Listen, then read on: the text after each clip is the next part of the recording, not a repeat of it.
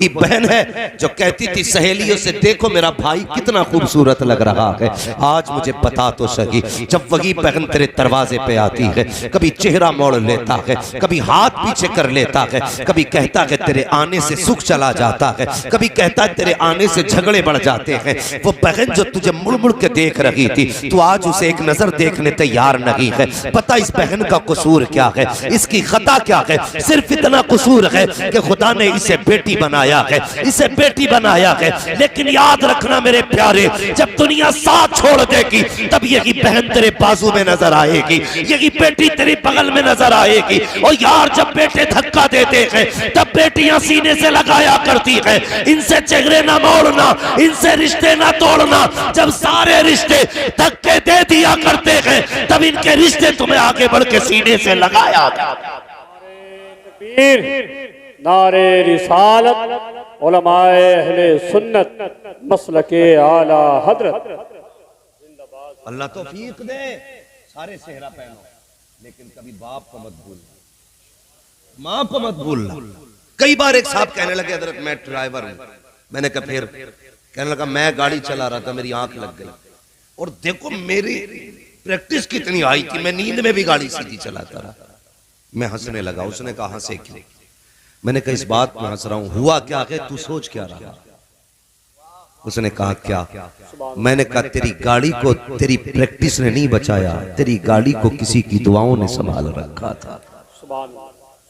जब जिंदगी की गाड़ी पटरी से बहकती है तब तुम्हारी माँ की दुआएं आके कांधा दिया करती है, तब तुम्हारे बाप की दुआएं या जुमले उन्हें संभाल लिया करते हैं। और हम ये सोचते हैं कि नहीं जी ये सब हमारी मेहनत का फल, हमारी ताकत है। नहीं, तेरी ताकत क्या है, औकात क्या तेरी, तू एक कदम भी चल सके? नहीं, कभी अपना मत समझना। जो कुछ भी बने हो, कुछ भी है, ये सिर्फ माँ बाप की दुआएं हैं। ख्याल करना मेरी बात का, अल्लाह तुम्हें दूल्हा बनाए, सेरे पहनो, लेकिन माँ बाप का हक अदा करना है, माँ बाप का हक अदा करना है। और माँ बाप से भी थोड़ी सी गुजारिश कर लो, बुरा ना मानिएगा। शिकायत क्या करते हैं? शिकायत ये करते हैं कि साहब बहू जो है ना बिल्कुल इज्जत नहीं कर रही। थोड़ी सी बस इतनी बात जहन में लाएं, वो एक नई जगह पे आई है। भैंस पालते होंगे ना अक्सर किसान लोग, नई भैंस अगर आती है ना तो एक दो दिन तो चारा भी नहीं खाता। क्या बात है? वो कहते डॉक्टर को दिखाओ, तो डॉक्टर कहता नहीं नया खूंटा है ना, तो अभी कुछ दिन हेर करे। वो जुमला होता उनका, कोई मैं तो नहीं जानता, आज तक लुगत में भी मुझे ये नहीं मिला, लेकिन उनके अपने अपने इस्तिलाहात कि कुछ दिन ये उदास रहेगी, फिर मन लग जाएगा तो ये तुम्हारे घर वाले घर के अंदर सब कुछ खाएगा। एक जानवर नई जगह से उचाट रहता है, उदास होता है, फिर ये तो इंसान है। ये जो तुम्हारे घर में आने वाली है ना, ये माँ छोड़ के आएगी, बाप छोड़ के आएगी, भाई छोड़ के आएगा, बहन छोड़ के आएगा, सहेलियां छोड़ेगी, बचपन की यादें छोड़ेगी, सब कुछ छोड़ के नई जगह पे आएगी और आकर के नए लोगों में अपनापन तलाश करेगी। ऐसा तो नहीं है तुझे पहले दिन वो प्यार दे जो तेरी बेटी ने दिया? तो ये कहा करते कि बहू इज्जत नहीं करती, मुझे बता तो सही। खुद अपने गरेबान में झांक के देख, अगर तेरी बेटी से गिलास टूट जाए तो कहता है पगली संभाल के चला कर। अगर बहू से कप टूट जाए, डायरेक्ट ना दिया तेरे बाप ने ला के रख दिया था, कहां से लेकर के आई है, तेरे बाप का दिया हुआ है। और जबान को लगाम दे, जब तेरी बेटी नुकसान करती है तो तू उसे प्यार से समझाया करता है, जब पराई बेटी से नुकसान होता है तो कुत्ते की तरह डांटा करता है, फिर कहता इज्जत नहीं मिल रही है। दावे के साथ कहता हूँ, खुदा की कसम खा के कहता हूँ, पराई बेटी को अपनी बेटी की तरह देख और लहजा संभाल के बात कर। ये बहू जरूर है लेकिन बेटी की तरह तुझे प्यार भी देगी, तेरी इज्जतें भी करके देगी। सुभान अल्लाह। नारे तकबीर, नारे रिसालत।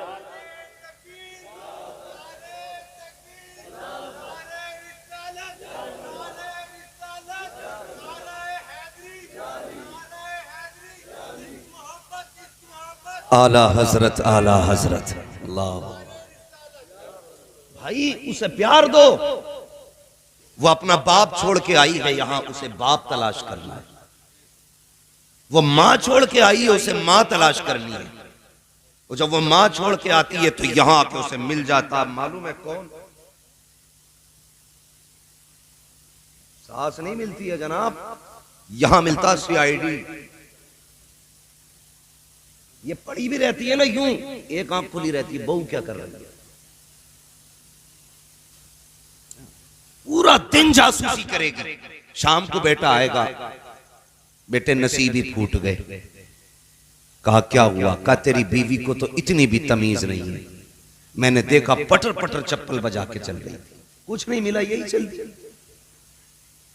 हाँ, हमें दामाद इसलिए अच्छे लगते हैं कि बेटियों को इज्जत देते हैं, और बेटे इसलिए अच्छे नहीं लगते क्योंकि वो अपनी बीवियों को इज्जत देते हैं। समझे मेरी बात? हाँ, हमें दामाद इसलिए अच्छे लगते हैं कि हमारी बेटी को खुश रखते हैं, बेटे इसलिए अच्छे नहीं लगते कि वो अपनी बीवी को खुश रखते हैं। यानी सब ये तो चाहते हैं कि बेटी खुश रहे, फिर ये क्यों नहीं चाहते कि दूसरे के घर की आने वाली बेटी भी खुश रहे, खुश रहे। फैल रहे ना ज्यादातर तलाक और झगड़े और कोर्ट कचहरी जो हो रहे हैं, जो हरामखोरों को दलाली भी हम देते हैं, रिश्वत भी हम देते हैं, ये सिर्फ इसी सबक को भुलाने की वजह से होता है कि बीवी अपने शोहर के ऐब अपने मैके में बयान करती है और शोहर अपनी बीवी के ऐब अपने यारों में बैठ के बयान करता है। इसकी वजह से सबसे बड़ा फसाद होता है, इसकी वजह से सबसे बड़ा नुकसान होता है उम्मत का। निकाह करने के लिए उतावले रहते हैं, पागल बने घूमते, बीवी मरे 6 महीने नहीं हुए, घूमता फिर रहा, कहीं मिलेगी करा दो, और जब लेके आया दूसरा तो बच्चे फेंक दिए कोने में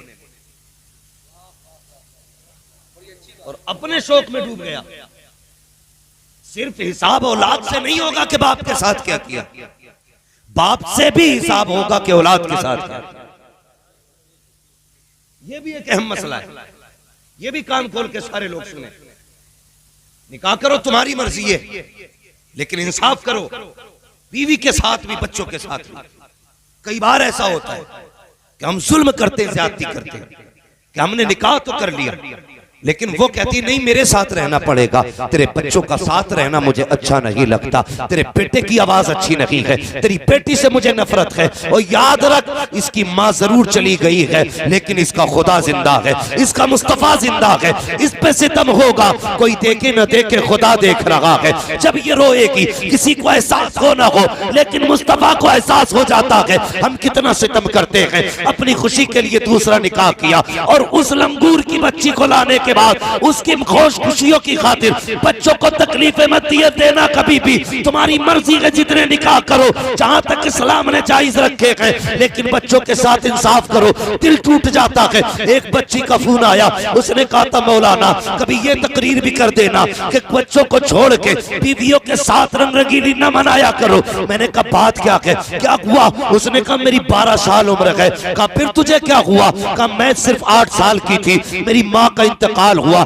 मेरे छोटे छोटे 2 भाई थे, बाप ने दूसरा निकाह किया। जिस दिन से दूसरी माँ आई है उस दिन से मैं इतनी परेशान हूँ कि कई दिन तक मेरे छोटे भाइयों ने फाके किए। जब उस माँ ने घर से निकाला, मैंने लोगों के घर पे बर्तन धोए, तब जाके मेरे भाइयों का पेट पाला है।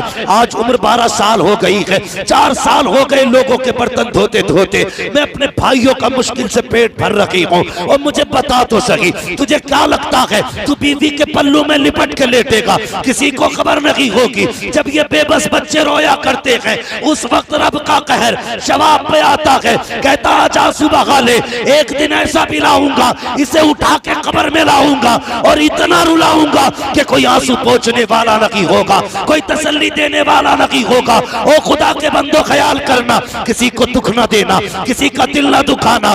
बेटी भी तुम्हारी है, तुझे क्या लगता है औलाद पेड़ से तोड़ ली जाती है? ये कोई फल है जब चाहा हाथ बढ़ा के तोड़ लिया? ओ यार ये हर किसी को नसीब नहीं होती है। उनसे पूछ जिन पे औलाद नहीं है, किस मजार पे जाके भीख नहीं मांगी, कौन सी मस्जिद में जाके नहीं रोए है, हर जगह गए है, झोली फैलाते रखे। लेकिन कुरान कहता है अल्लाह जिसे चाहता है बेटी अता करता है, जिसे चाहता है बेटे अता करता है, और जिसे नहीं चाहता उसे कुछ नहीं देता है। तुझे औलाद मिल गई, तूने नाशुक्री की है, मर के देख वो सजा मिलेगी। कोई संभालने वाला ना हो होगा। इसलिए मेरे भाई निकाह करो, तुम्हारी मर्जी है, लेकिन बच्चों के हक अदा करना, उनके साथ ना इंसाफी ना करना। ऐसी जिंदगी गुजार के जा, बच्चे खुश होके कहे मालिक जो बाप तूने दिया था उसके शुक्रिया में हम तेरी राह में सजदा कर रहे हैं। खुदा की कसम मदीने वाला भी राजी हो जाएगा, खुद खुदा भी तुझसे राजी।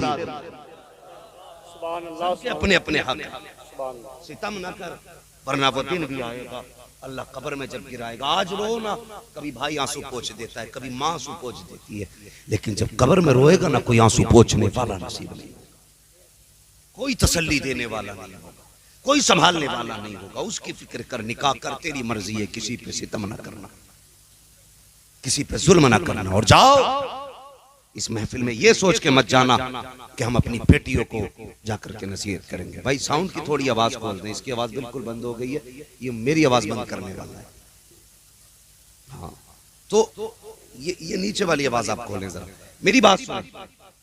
कोई ये सोच के ना तकरीर ना सुने कि मैं अपनी बीवी को समझाऊंगा, ये सोच के मेरी बात सुनना कि हम अपनी बेटी को जाके समझाएंगे। अगर सबकी बेटियां अच्छी हो जाएं तो किसी के घर की बहू खराब नहीं होगी, लेकिन हम सिर्फ बीवियों को समझाते हैं, बेटियों को नहीं समझाते, नहीं समझाते। बेटियों को भी ये सबक पढ़ाना, तेरा शोहर तेरी जन्नत है, अगर वो रूठा तो फिर कुछ नहीं मिलने वाला। हाँ फरमाया गया जो मियाँ बीवी है दोनों में से कोई एक बीवी अगर इस हाल में इंतकाल करे कि उसका शोहर उससे राजी है तो उसके मरते मरते ये अल्लाह जन्नत के दरवाजे उसके लिए खोल देता है। कितनी बड़ी बात है ना, कितनी बड़ी बात है। और खास करके यार मैं दुआ करता हूं अल्लाह किसी औलाद को यतीमी का दाग ना दे। माँ अगर चली जाए ना, बंदा मिस्कीन हो जाए तो फिर बहुत मुश्किल हो जाता है, बहुत मुश्किल हो जाता है। ईद आई, कई लोगों ने मुझे मुबारकबादियां दी, मैंने मैसेज के जरिए देखा, यहां तक मुबारकबादियां थी कि हमारा घर कोई नहीं है, बस हम आपको सुनते हैं, आपको सब कुछ मानते हैं, बस चाह आपको मुबारकबाद दे दें हमारा दिल ठंडा हो जाएगा। उस दिन मुझे एहसास हुआ जिसके पास अपने नहीं होते वो कितना अकेला होता है। कभी ये भीड़ हमारी तन्हाई दूर नहीं करती, कभी कभी महफिलों में लोग बैठे हुए भी अकेले होते हैं। ये एहसास करें आप अपने अंदर, महफिलों में बैठे हुए लोग भी अकेले रह जाते हैं, और कभी जंगल में अकेला इंसान भी तन्हा नहीं होता है, कायनात साथ। हाँ भाई घर से हम लोग जब निकलते हैं अकेले होते हैं बज़ाहिर, लेकिन हजारों की दुआएं हमारे साथ रहा करती हैं। ऐसा लगता है अकेले नहीं, कोई भीड़ चल रही है। यही वजह है हम अकेले भी चलते हैं तो भीड़ लगती है, कभी महफिलों में बैठे लोग भी अकेले लगते हैं, अकेले लगते हैं। अल्लाह मैं तो दुआ करता हूं किसी को यतीमी का दाग न दे। तुम भी दुआएं मांगा करो, अल्लाह माँ बाप को सलामत रखना, माँ बाप को सलामत रखना। मैं अगर कोई घर में बीवी रखे हुए है, सौतेली माँ अगर किसी के घर में है, बुरा ना मानना, मैं सिर्फ असली माँ का एक एहसास दिलाना चाहता हूँ। सगी माँ क्या होती है, वो क्या था, किसी शख्स की एक बीवी का जब इंतकाल हुआ उसके घर में बेटा मौजूद था, बेटा छोटा था, कुछ दिन गुजर गए, एक दिन उसने बेटे को बैठाया और बड़ी प्यारी बात कही, कहने लगा यार बेटे एक बात बता। कहा क्या? कहा तूने दोनों माएँ देखी है, सगी भी देखी है, सौतेली भी देखी है, ये बता कौन सी माँ तुझे अच्छी लगी? बच्चे ने कहा अब्बा ये क्या बताऊं, लेकिन इतना जरूर बताऊंगा, पहली वाली माँ झूठी थी, दूसरी वाली माँ सच्ची है। बहुत गौर से इस बात को सुनना। उसने कहा पहली माँ झूठी थी, दूसरी माँ सच्ची है।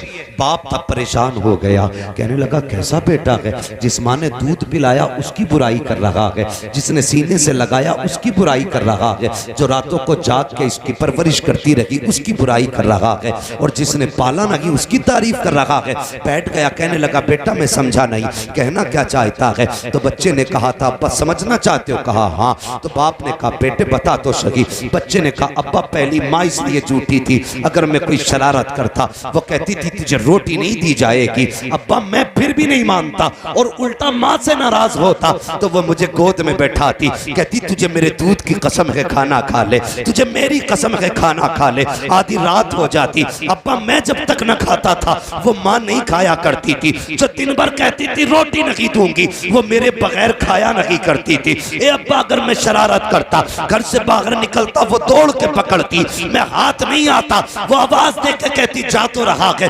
दरवाजा नहीं खोला जाएगा। कहा अब्बा अगर मैं डर की वजह से देर कर देता आने में तो वो घर से दुपट्टा सर पे डालती और लोगों से पूछा करती थी मेरा चांद देखा हो तो बताओ, मेरा लाल देखा हो तो बताओ। कहा अब्बा जी वो इनकार करने के बावजूद भी मुझे तलाश करती थी, लेकिन ये जो माँ आई है ये इतनी सच्ची है, अगर ये कह देती है कि तुझे खाना नहीं दूंगी, अगर कम शरारत भी करूं अब्बा मुझे रोटी नहीं दी जाती है, मैं इसके पैरों में बैठ के रोटी मांगता रहता हूं। अब्बा मैंने कितनी रातें फाके से गुजारी है, तुझे क्या मालूम है कितने दिन मैंने बिना रोटी के रोजा रखा है। ए मेरे बाप तुझे क्या पता है, हल्की सी खता हो जाए दिन भर फाके से रहा करता हूं, अगर मैं घर से निकलने लगूं कहती है दरवाजा नहीं खोला जाएगा, अगर देर हो जाती है दरवाजा बंद कर देती है। ए मेरे बाप तुझे क्या पता है कितनी रातें मैंने सर्दी की दरवाजे पे काटी है, जो कहती है करके दिखाया करती है और वो जो कहती थी कभी किया नहीं करती थी, इसलिए मैंने कहा है वो झूठी थी ये सच्ची है। कहा बेटे मामला क्या है, बाप की चीख निकली, उसने कहा बेटे बाप झूठ और सच की नहीं है, बात ये है कि जिस माँ का लाल होता है उसी माँ को दर्द होता है, जिसका लाल नहीं होता उसे दर्द नहीं होता। नारे तकबीर, नारे रिसालत, उलमाए अहले सुन्नत मसलके आला हजरत, नारे तकबीर, नारे रिसालत। दुआ करना अल्लाह कभी माँ के बगैर जिंदगी ना दे। उनसे पूछो जिनके घर में माँ नहीं है। मैं जानता हम ईद किसे कहते हैं, नुमाइश को, तमाशे को, मेले बाजारों को, नए कपड़ों को, नए जूतों को, नहीं ये कोई ईद नहीं है। कसम खुदा की जाओ देख लो जिनके घर में माँ नहीं है, अगर वो 10 लाख का सूट पहन के भी घर में कदम रखे और दुआएं देने वाली झुर्रियों वाले पेशानी वाली माँ नहीं होती ना तो लाखों के जोड़े भी फीके लगते हैं। और घर में माँ बाप अगर मौजूद हों तो पैबंद लगे कपड़ों में भी ऐसा लगता है आज हजारों ईदें आ गई है। ये माँ बाप होते, ये माँ बाप होते यार। मैं जानता हूं, मैंने ईद के दिन लोगों को रोते देखा है, ईद के दिन लोगों को रोते देखा। मैं मिला, मैंने पूछा रोने की वजह, उसने कहा सब कुछ है, सिवैये भी है, मीठा भी है, कपड़े भी है। मैंने कहा फिर किसी ने कुछ कहा नहीं? कहा नहीं इसलिए तो रो रहा हूं। मैंने कहा क्यों? कहने लगा काश आज माँ होती जो माथा चूम के कहती मेरे लाल किसी की नजर न लगे, तो फिर ईद हो जाती, फिर ईद होती। यकीन करें माँ नहीं होती तो ईद भी फीकी रहती है, और माँ घर में हो तो हर दिन ईद होती है, बाप मौजूद हो तो हर दिन ईद होती है। हम कहते हैं ना माँ बाप मेरा सख्त है, बाप सूरज होता है और सूरज की फितरत गर्म होना है, लेकिन जिस दिन छुप जाए उस दिन अंधेरा हो जाता है, उस दिन अंधेरा हो जाता है। कभी बाप से नाराज मत होना, खुदा की कसम सबसे पहले बाप टूटता है, तेरे सख्त लहजे से बाप टूटता है, तेरी बेरुखी से बाप टूट जाता है। तूने चेहरा फेर लिया ना, उसे 28 साल की मेहनतें रुलाती हैं, उसे वो मजदूरी करके मंडी में खड़ा होना याद आता है, वो रोता है ये सोच करके यार पड़ोसी ने पेड़ भी इसलिए लगाया था, गर्मी होगी तो इसके नीचे बैठूंगा। मैंने तो 28 साल अपना लाल पाला था, ये सोच के पाला था जब बुढ़ापे की लाठी सारी टूट जाएगी तब मेरा बेटा मेरा लाठी बनेगा, जब मेरी कमर दर्द करेगी मेरा बेटा मेरी कमर की ताकत बनेगा। आज इसने ही अकेला छोड़ दिया यार, फिर वो लाठी देख के रोता है कि इस बेटे से तो मेरी लाठी बेहतर थी, जो अपनी मर्जी से नहीं मेरी मर्जी से चला करती थी, जो कभी छोड़ के नहीं गई है यार। वो कहा था किसी ने पेड़ उम्मीदों का ये सोच के काटा ना गया, फल ना आ पाएंगे इस पे तो हवा ही देगा। लोग फल ना पेड़ लगाते हैं साए की नीयत से, बाप औलाद पालता है मदद की नीयत से, कभी बाप को अकेला ना छोड़ना। अगर कमर झुकती दिखाई दे बगल में हाथ डालना, कहना झुकना नहीं, संभालने के लिए तेरा 28 साल का बेटा मौजूद है। जिंदाबाद जिंदाबाद। जिंदगी गुजार के जाओ, इनकी एहसान और इनकी कुर्बानियां याद रखना। जब औलाद में मोड़ती है ना, फिर बाप के लिए ऐसा लगता है जैसे जमीन तंग हो गई। इसलिए उस दर्द को भी तुम महसूस नहीं कर सकते जो तुम्हारे तानों पे बाप को होता है, और उस खुशी को भी तुम सोच नहीं सकते जो तुम्हारी तरक्की पे बाप को होती है। सोच नहीं सकते।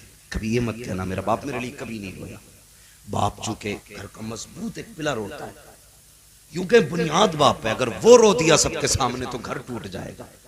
रोता बाप भी है, लेकिन कभी खुल के नहीं रोता, छुप के रोता है। कभी ये मत समझना मेरे लिए नहीं रोया, मेरा बाप जो है कभी रोया नहीं। मैं उस दिन लेट हो गया था, लोग कहते मैं लेट हो गया था ना, मेरी माँ कभी दरवाजे पे कभी बिस्तर पे और अब्बा बिस्तर पे लेटे हुए थे। मैंने कहा कसम खा के बता, अगर माँ बेकरार थी तो नींद तेरे बाप को भी नहीं आई होगी, नींद बाप को भी नहीं आई होगी। इसलिए घर में बीवियां आए उसको पहला सबक पढ़ा दो, याद रख मेरे माँ बाप मेरी जन्नत है और मैं तेरी जन्नत हूं। अगर तू अपनी जन्नत बचाना चाहती है तो मेरी जन्नत की हिफाजत करना। ये कहो अपनी बीवी से, अगर तू अपनी जन्नत बचाना चाहती है तो मेरी जन्नत की हिफाजत कर। हम यार कई बार हमारे बाप ने कहा बता बेटे क्या खाएगा। मौलाना सनात साहब आप भी ईद के त्योहार पे घर जाते होंगे, बच्चों से मिलते होंगे, आप भी पूछते होंगे बच्चों बताओ ईद आज क्या खाना चाहोगे। हर बाप अपनी औलाद से पूछता तेरी मर्जी का बनेगा। एक बार कभी बाप को खड़ा कर माँ को बैठा, फिर पूछ बताओ आज तुम्हारी मर्जी का बनेगा। कभी उनसे भी कहना तुम्हारी मर्जी का बनेगा, जो कहोगे वो बनेगा। खुदा की कसम वो तुझसे खून नहीं मांगेंगे तेरा, जिगर नहीं मांगेंगे तेरा, मैदा गुर्दा नहीं लेंगे तेरा। वो जो भी कहेंगे खुदा की कसम याद रखना वो तेरे लिए सुकून होगा, सुकून होगा। माँ तो माँ ही होती है, बाप बाप होता है। कई लोगों को मैंने देखा है, सबसे आदमी कब कब देखा जाता है सबसे ज्यादा? 2 बार। और 2 बार कब? नंबर 1 जब दुनिया में आता है तो ज्यादा लोग उसके मुंह देखने आते हैं। नंबर 2 जब दुनिया से जाता है तो मुंह देखने लोग आते हैं। नंबर 3 जब दूल्हा बनता है बंदा तब लोग देखने के लिए आया करते हैं। ये खुशी के मौके होते हैं जब सबकी नजर तुझ पे होगी। ये 3 मौके आएंगे, एक गुजर गया, या दूसरा आने वाला है, या दूसरा भी गुजर गया, फिर तीसरा आएगा, फिर तीसरा आएगा। मेरे भाई बस इतना ख्याल कर जो मैं कहने लगा हूं, बहुत गौर से मेरी बात सुन। ये मौके आते हैं कुछ जिंदगी जिसमें लोग सब तुझे देखते हैं। मैंने ऐसे खुशी के मौके पे भी लोगों को रोते देखा है। क्यों जानते हो? जब बड़ी खुशी होती है और कोई अपना बहुत करीबी याद आता है ना तो फिर बंदा रो देता है। बहुत खुशी के मौके पे भी किसी अपने की याद आती है।